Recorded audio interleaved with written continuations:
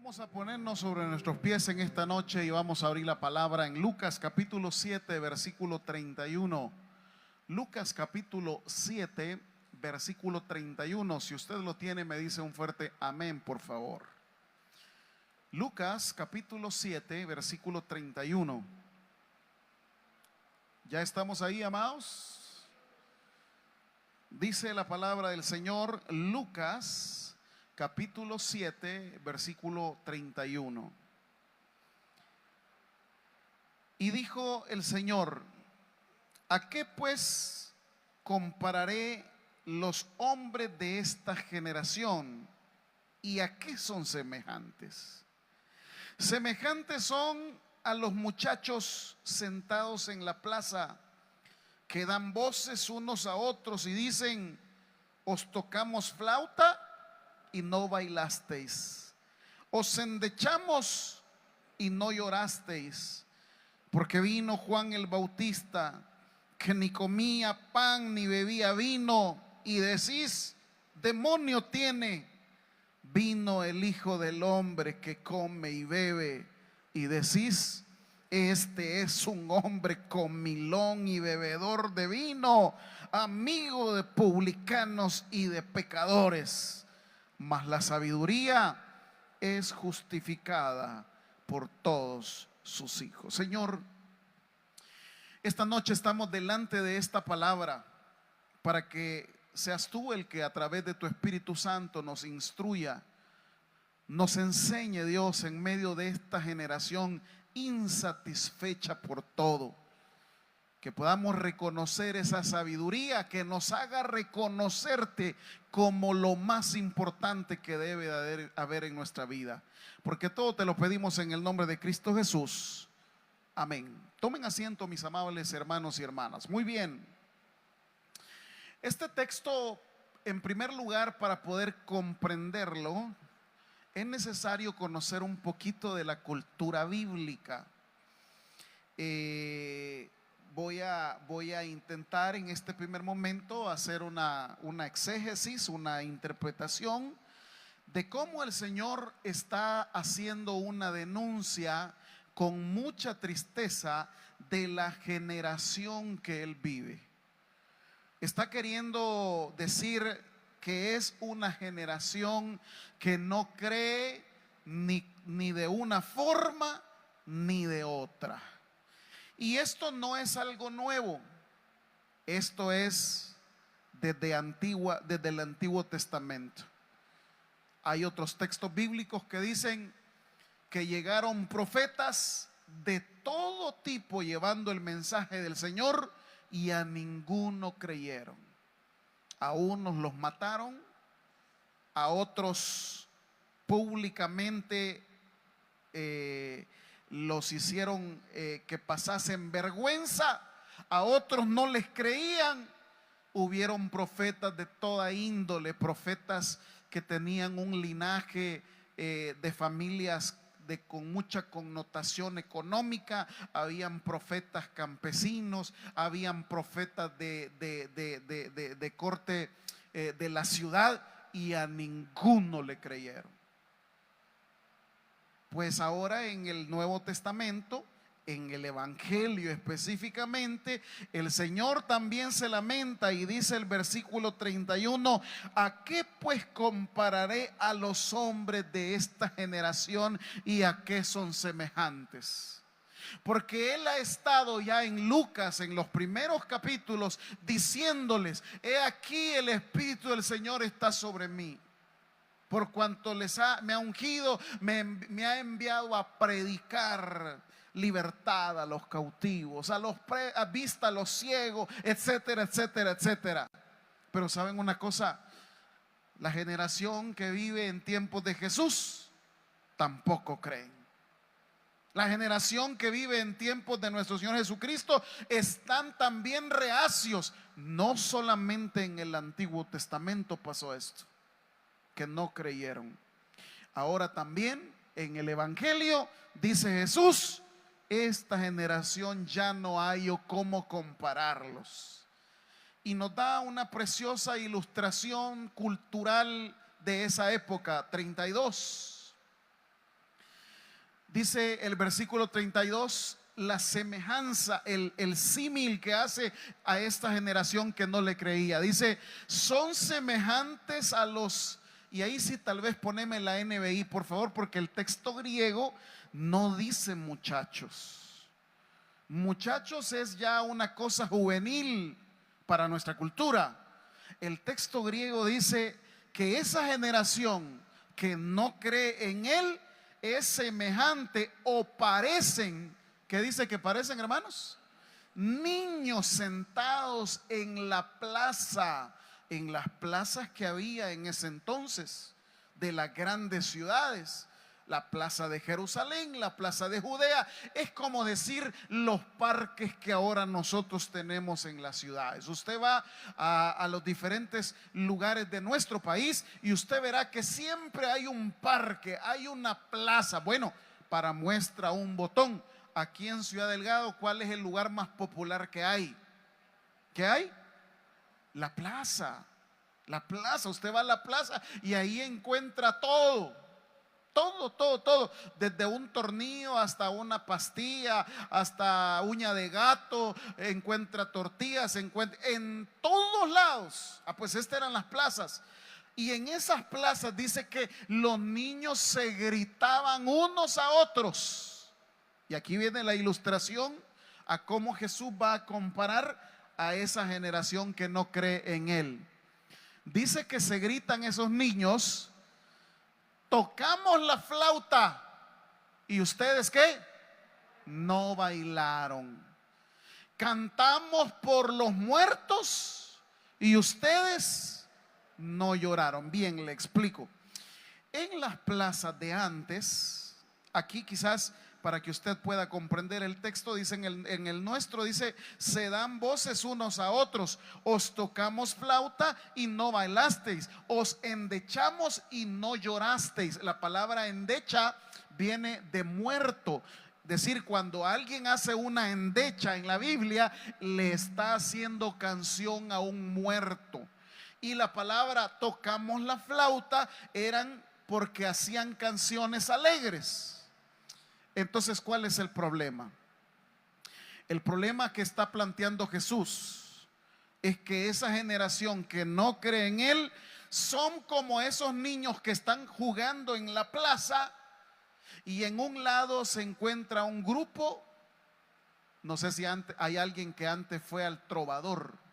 En el Trovador había un grupo de mariachis que usted llegaba a contratarlos y le tocaban toda la música que usted quería.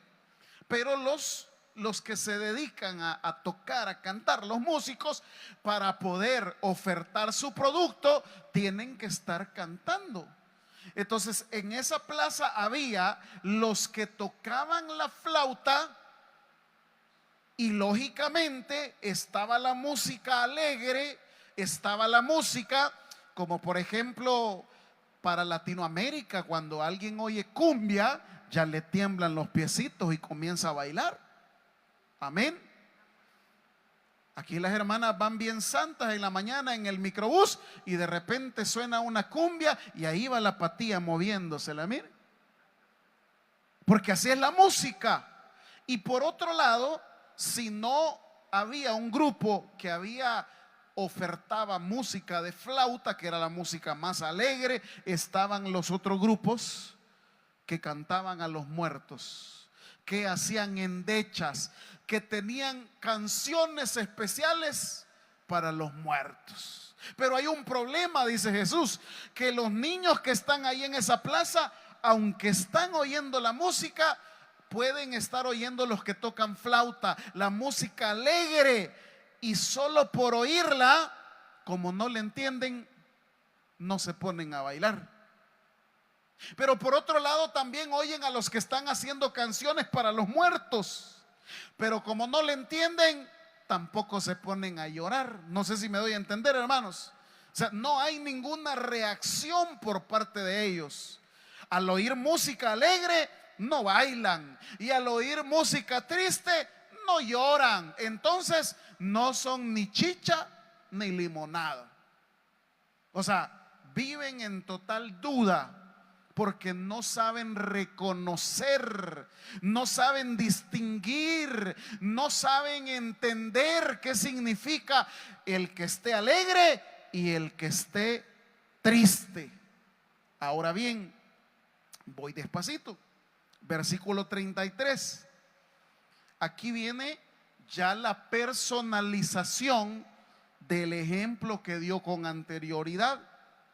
El ejemplo es los que hacen música para los muertos, los que hacen música alegre.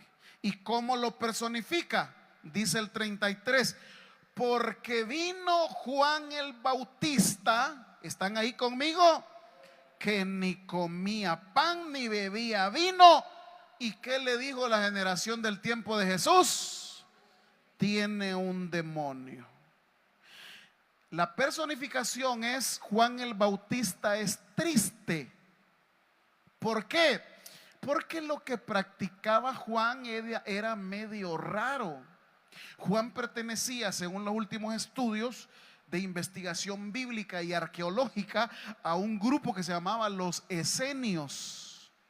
Y los esenios, más bien Juan fue expulsado porque una de las cosas que hizo Juan fue irrespetar la regla de los esenios. Eran tipos que vivían en el desierto. Eran tipos que no comían pan, no bebían vino. Eran tipos que pasaban bautizándose ahí en las cuevas de Qumran, descubiertas el siglo pasado, en 1943, por un sacerdote llamado Roland de Vaux. Se descubrió que en ese lugar donde habitaban los esenios habían un montón de pilas, donde todos los que pertenecían a ese lugar o a ese grupo pasaban bautizándose. Tenían que estar ahí intrínsecamente noche y día estudiando las escrituras. Por eso hay unos, se llama el descubrimiento del Mar Muerto, de los rollos del Mar Muerto. Ahí se descubrieron en ese lugar un montón de copias de las escrituras, del profeta Isaías, del profeta Habacuc. Se encontraron rollos de texto del Antiguo Testamento también en su gran mayoría, y ellos pasaban estudiándolos. Pero el hecho de vivir de esa forma de Juan el Bautista lo hacía tener una vida como de muerto. Es más, en los textos bíblicos se nos dice que cómo se vestía Juan el Bautista. ¿Cómo se vestía? Con piel de ¿qué? De camello. ¿Se imagina usted ponerse una piel de camello en el calor del desierto? Entonces eso era Juan el Bautista. Por otro lado, nosotros leemos que dice: solo comía miel silvestre y langostas. Qué rico, Juan el Bautista comía langosta. Eso ha sido una mal traducción. En realidad lo que Juan el Bautista comía eran lo que nosotros comemos como chacuatetes o esperanzas. Alguien se comiera una esperanza, hermano. Pues eso comía Juan el Bautista. O sea, era un tipo tan radical, era un tipo tan cerrado. Por eso es el hecho de que digan: este hombre es como los muertos. Este hombre no tiene vida, no come pan, no come vino, solamente come chacuatete, anda vestido solo de una forma. Ese era Juan Bautista. ¿Y saben qué? La gente no le creyó, ni porque era así. Es decir, se está repitiendo la misma historia del Antiguo Testamento, que mandaba un profeta, no le creían y lo mataban. Mandaba a otro, no le creían y lo mataban. Ahora llegó Juan el Bautista con este estilo de vida y no le creen. Versículo 34. ¿Qué dice? Vino el Hijo del Hombre, es decir, Jesucristo. Y Él es diferente, porque dice el versículo 34, ¿qué hace Jesús? Él come, Él bebe. ¿Y cuál era el apodo que le habían puesto a Jesús? Mire la NBI. Y ustedes dicen de Jesús: es un glotón y es un borracho. amigo de recaudadores de impuestos y de pecadores. ¿Se imagina el concepto que tenían de Jesús?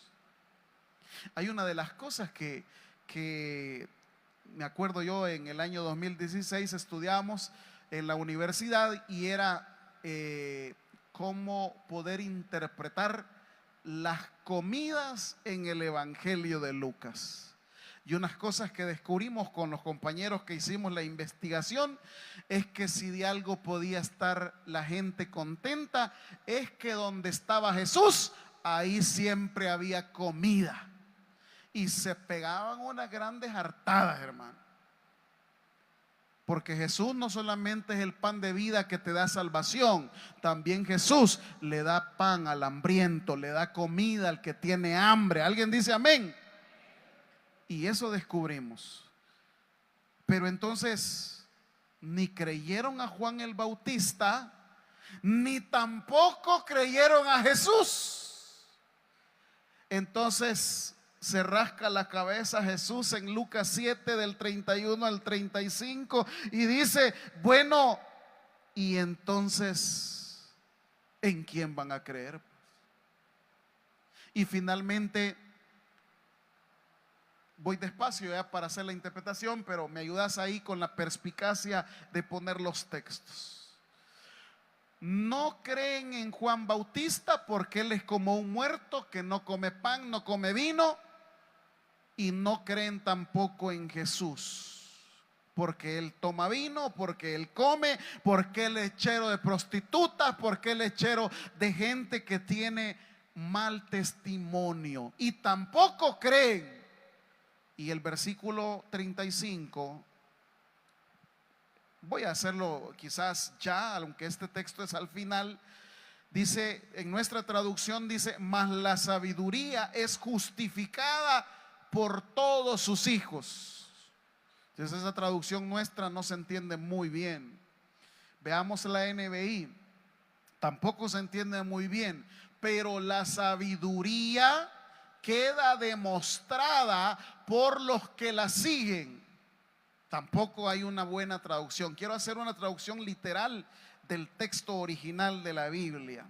¿Cómo podría decir ese último versículo? Este último versículo, una traducción así de manera literal y digamos cultural para que la entendamos nosotros, quiere decir que solo los que tienen la sabiduría de Dios pueden reconocer a Jesús como el Salvador. Y ahí es más comprensible. Entonces no lo van a comprender desde el punto de vista humano, no van a entender a Juan, no van a entender a Jesús, porque las cosas espirituales solo se pueden entender ¿cómo? Espiritualmente. Muy bien. Habiendo hablado del texto de Lucas con toda, espero haberle explicado muy bien todo esto, entonces ahora paso a la reflexión. Muy bien. ¿De qué está hablando Jesús? Jesús está diciendo que en el Antiguo Testamento hay una generación inconforme con sus profetas. Está diciendo que en los tiempos de él, en el Evangelio, también hay una generación que está inconforme con cómo está llevando Dios su mensaje. ¿Por qué? Porque no creen. ¿Por qué? Porque son personas que tanto Juan como Jesús no cumplen con los estándares de ellos para creer. Y ahora, ¿y esto qué tiene que ver con nosotros, pastor? Que nosotros también somos una generación inconforme. Y le voy a explicar por qué.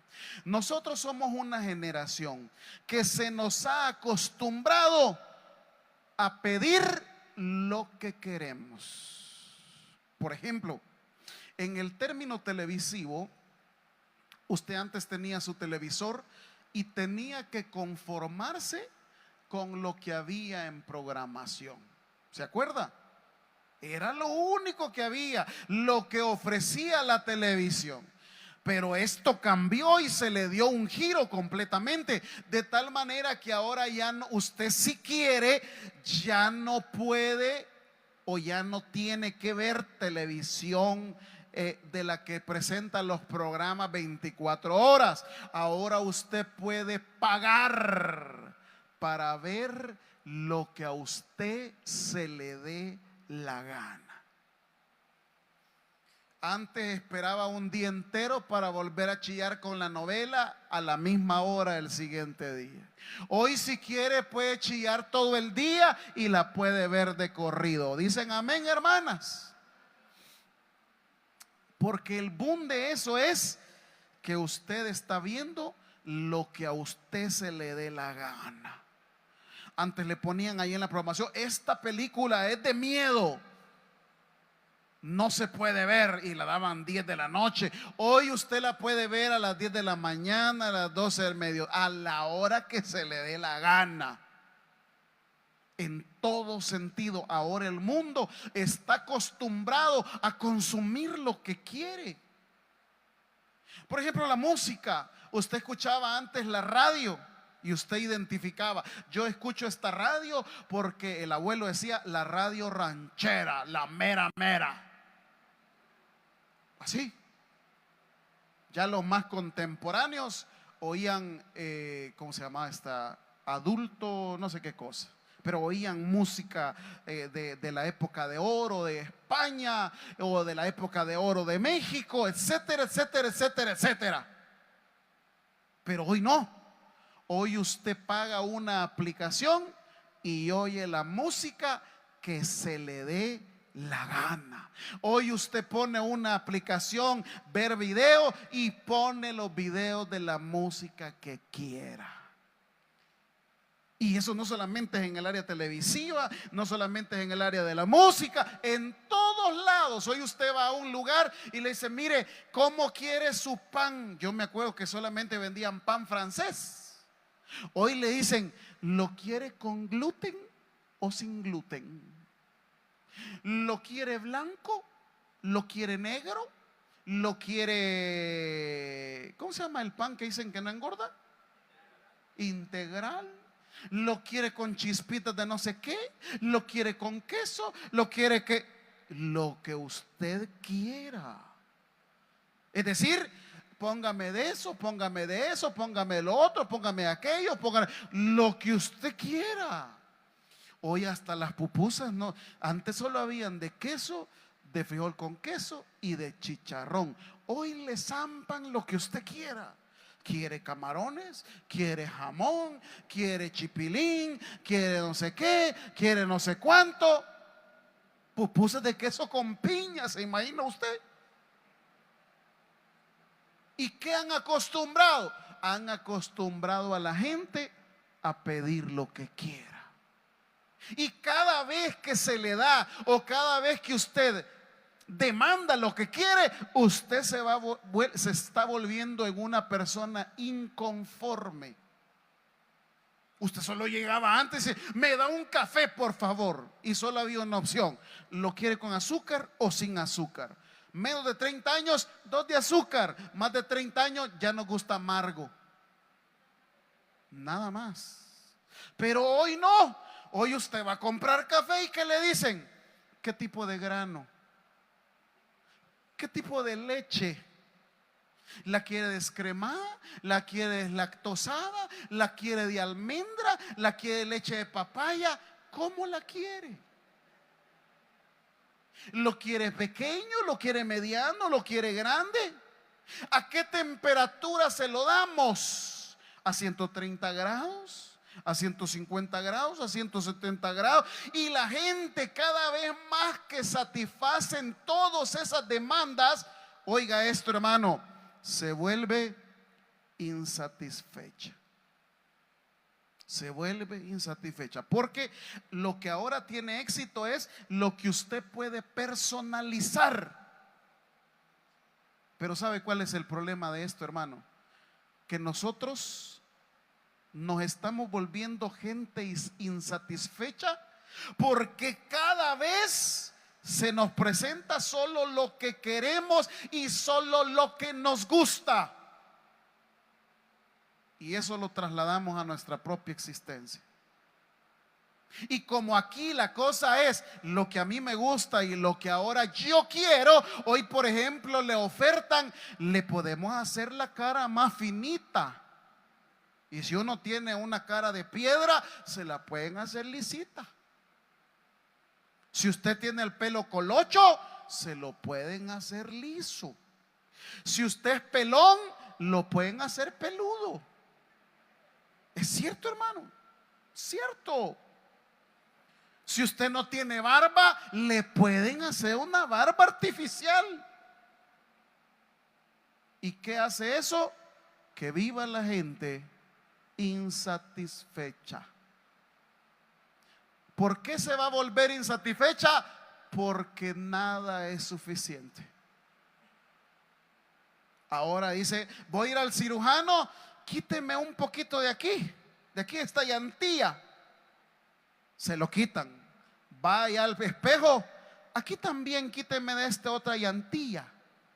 Pero ya cuando le ha quitado la llantilla de aquí, ya el cuerpo se le deformó. Ah, pues mire, veamos, me quita de aquí y me vuelve a poner aquí. Insatisfechos.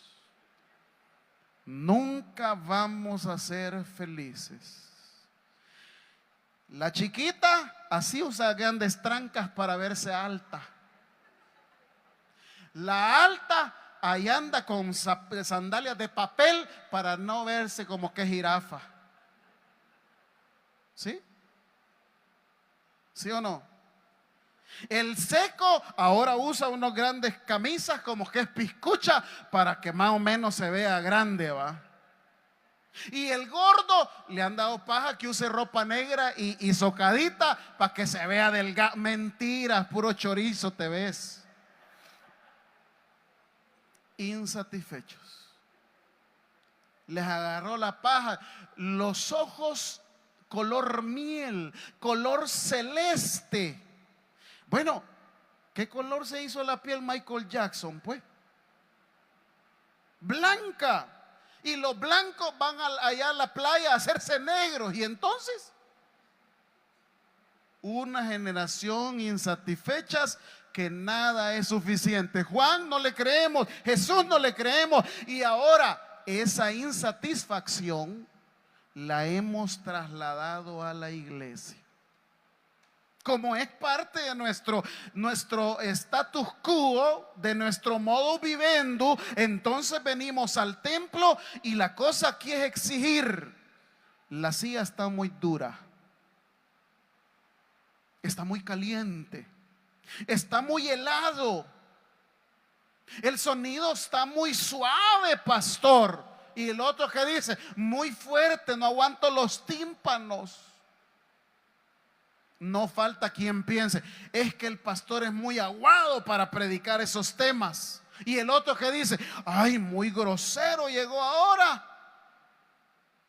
Es decir, vivimos personas insatisfechas. Jesús no solamente en Juan 7 hace una crítica a su generación de la época, también hace una crítica a nuestra generación. ¿De qué, pastor? De que somos creyentes caprichosos, somos creyentes insatisfechos, somos creyentes amargados y somos creyentes frustrados. Porque el problema es que lo que se nos presenta como evangelio en el templo, siempre hay algo que no me gusta. Y como yo ya estoy acostumbrado a pedir lo que me encanta, entonces ya ahí me frustro, ya ahí me amargo, ya ahí me enojo, ya ahí me vuelvo caprichoso. ¿Están aquí conmigo todavía, hermanos? Esta generación a la cual habla Jesús también es una generación como la de nosotros, insatisfecha. Siempre hay algo que no me va a gustar. Y de hecho, usted tiene que saber, esta iglesia tendrá algo siempre que no le va a gustar. Siempre hay algo. Pero aquí viene la propuesta, por eso solo me quedan 3 minutos. Me pasé mucho en el cuerpo del sermón. Mire, versículo 35, se lo voy a volver a leer el texto que hice la traducción literal. Leamos lo primero, el de nosotros, versículo 7:35, que dice: mas la sabiduría es justificada por todos sus hijos. Eso dice esta traducción. Ahora le voy a hacer una traducción que hice el ejercicio. Solo los que tienen la sabiduría de Dios reconocen que no tienen que pedir lo que les gusta, tienen que agradecer lo que Dios nos da, amados hermanos. Quizás no seremos el mejor templo, pero tenemos templo. Quizás no tenemos el mejor clima, pero estamos respirando. Es decir, esta generación sabia que dice el Señor es la generación que valora lo que tiene. Es la generación que disfruta lo que tiene. Es una generación, y no se me va a olvidar de estas dos palabritas, es una generación que vive agradecida con Dios. Y es una generación que no espera que el evangelio le cumpla caprichos, sino que al contrario, la generación sabia es aquella que sabe que cuando viene al templo es porque viene a presentarse en sacrificio vivo, santo y agradable a Dios, que es su culto racional. No se fija en lo que le falta, agradece a Dios por lo que ya tiene. Saborea el evangelio, saborea las alabanzas, saborea la palabra. Quizás no tendrá un predicador famoso de redes sociales, pero tiene alguien que trata de presentarle el mensaje fiel de la Escritura. Quizás no tiene butacas, pero tiene sillas donde Dios le habla a su corazón y le da esperanza y le da consuelo y le da exhortación. Amados, no esperemos valorar las cosas cuando ya no las tenemos. Mejor procuremos no ser como la generación del Antiguo Testamento, como la generación del tiempo de Jesús, sino que seamos una generación diferente. ¿Cuál es una generación diferente, pastor? Una generación sabia, que en lugar de exigirle a Dios, mejor le agradece. En lugar de imponerle a Dios y a su evangelio, se deja ministrar por el evangelio de Dios. De ahora en adelante, entonces, comprometámonos, tomemos nuestra cruz y sigámosle a Cristo. No importa que algunas cosas no sean satisfechas, es que estamos acá en la iglesia no para satisfacer nuestros caprichos, estamos aquí para honrar y bendecir el nombre del Rey de Reyes y Señor de Señores. Dele un fuerte aplauso. Padre, queremos agradecerte, Señor, en esta noche por lo bueno y maravilloso que eres. Al poner nuestra vida delante de este pasaje, también tenemos que tomar conciencia si estamos siendo parte de la generación del Antiguo Testamento, parte de la generación del tiempo de Jesús, o somos una generación diferente, una generación que de manera sabia reconoce tu palabra, reconoce tu evangelio. Esta noche quiero invitar, si hay alguna persona que quiere confesar a Cristo Jesús, ahí donde está, levante su mano.